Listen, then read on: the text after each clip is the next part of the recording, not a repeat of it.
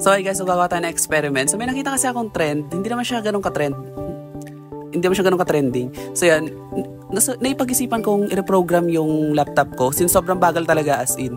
And ayaw ko namang i-upgrade yung RAM kasi gastos na naman. So yan, Windows 8.1 Super Lite.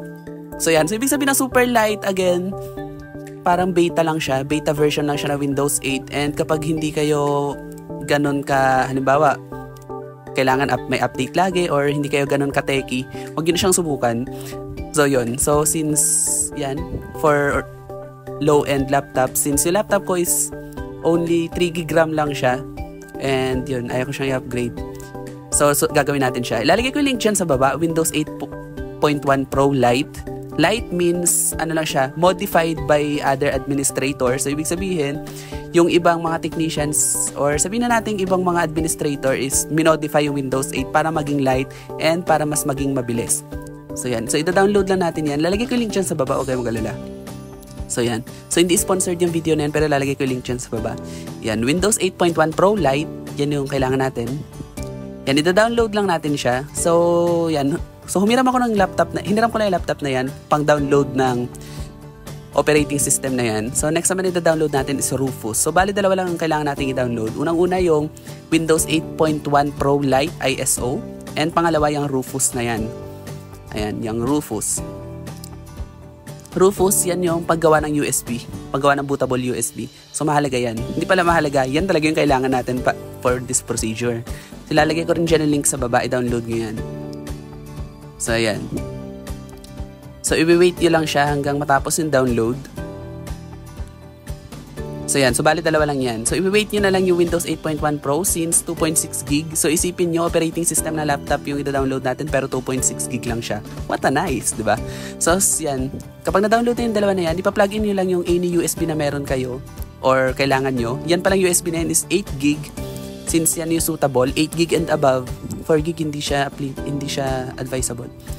Next naman is, unang-unang yung iraran is yung Rufus. Ayan. So, again, so kailangan, kapag laptop nyo is alam nyo na, and bago nyo simulan yung procedure na ito, dapat alam nyo rin dapat kung supported ba ng UEFI, or yung CSM. So, yan. So, yung laptop ko, hindi niya supported ang MBR partition scheme. So, ang supported is GPT, and non-CSM siya. Ayan, non-CSM yung laptop ko. Since medyo old version na siya yun, non-CSM. Yan, yung mga bago kasing laptop is supported na yung MBR. So, MBR meaning to say, BIOS na siya o yung bago na siyang labas. Since yung akin hindi is GPT, yan, non-CSM siya. So, yun lang naman after natin maset yun. Click na natin yung start and automatic na mare-reformat yung USB.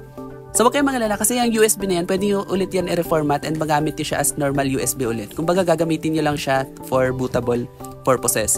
Pero, magagamit nyo pa rin yan as a normal USB as soon as tapos yun ang gawin yung dapat yung gawin. So, yan. So, medyo matagal yan. Once na lumabas na yung ready, meaning to say, okay na. Pwede nyo nang gamitin yung USB nyo. Ayan. So, i-remove nyo na siya. Yan. Punta na kayo sa laptop na pag-i-installan nyo. Yan pala laptop ko na yan. Yan yung laptop na ginagamit ko. Ayan, ipa-plug in nyo lang siya. And yan, hindi ko napindot yung BIOS utility setup, pero isa-setup natin siya. Isa-select natin na USB. Isa-select natin na boot from USB and isa-select yung USB na ginawa nyo. So yan, so makikita nyo, success naman yung USB na ginawa natin. Kasi lumabas sa Windows, ibig sabihin success. So makikita nyo yung setup may pinagkaiba compare sa operating system ng Windows 8 na normal. So, yan. So, setup is starting. Kung makikita nyo. So, yun lang siya. So, medyo may katagalan yan since ito yung pinaka-first ever setup na gagawin. So, kung makikita nyo, Windows 8, ganyan yung itsura niya. Since modified na siya by other administrators, so ibig sabihin, meron na siyang kakaibang interface, just like that, na minodified from administrator na pinag-downloadan natin. So, yan. Windows 8. So, ang kailangan na natin dyan is make sure na clean install. So, hindi natin magagawa ang clean install for that part. So, isa-select lang natin yung pinakamalaki na space. Ayan. Kasi dyan, so, pwede nyo siyang i-delete, no? Pwede kayo mag-delete ng partition para mas luminis yung installation nyo. Ayan, so i-wait nyo lang siya. So yan, bali yan palang ginawa ko is bali reprogram na rin siya. Yes, you can call it reprogram. Since parang i-reprogram siya, then click next. Kapag mali naman yung na-select nyo, lalabas naman dun na this partition can't be installed Windows operating system. Pero once na wala naman na yun, is madali nyo lang naman na siyang masundan, di ba?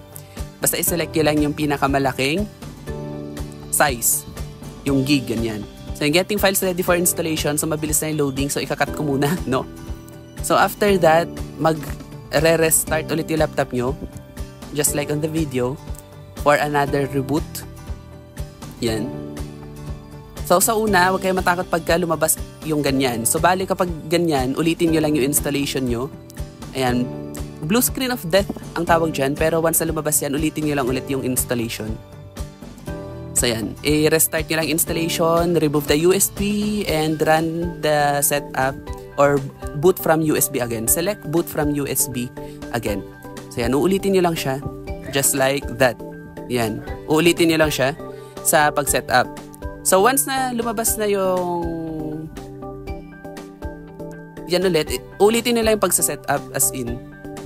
Yan, isa-select nyo yung pinakamalaking space na nag-gather. So yan, uulitin lang yan. And once na naulit yan, hindi na maulit yung blue screen of death. Blue screen of death nangyayari talaga yun sa mga laptop, sa mga low-end laptop, lalo yung mga mababagal. Pero since okay na yan, and by the way, ang experience ko pala dyan after ko ma-install yung operating system na yan, is mabilis na yung laptop ko.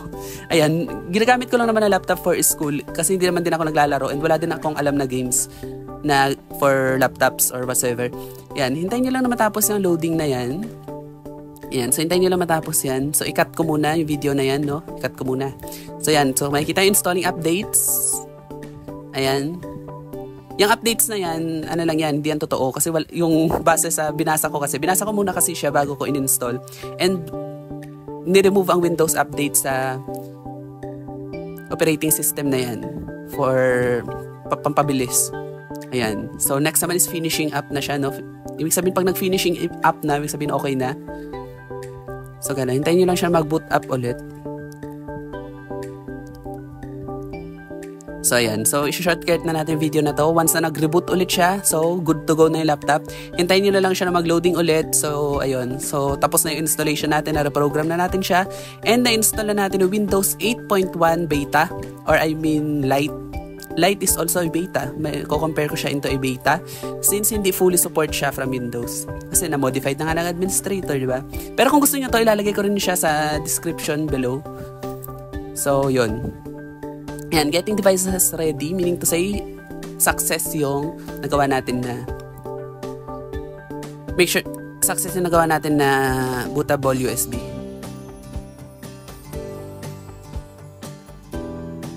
Yan, so getting ready, ganyan.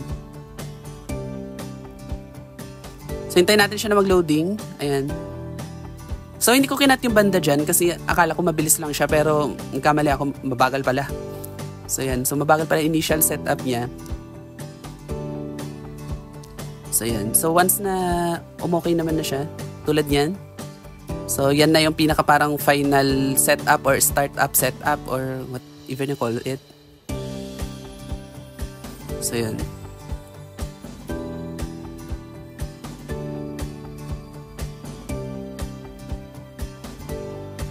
So, yun. Hintayin lang natin siya. So, wala na ako masabi.